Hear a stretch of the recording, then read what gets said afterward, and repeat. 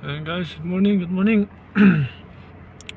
So nandito tayo ngayon sa free parking for the K-Pod Road. Ayan guys, so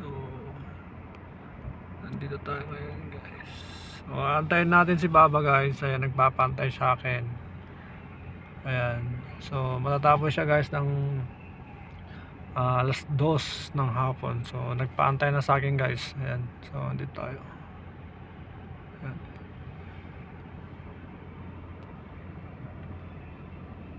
So ito yung parking guys. Yan, luwang.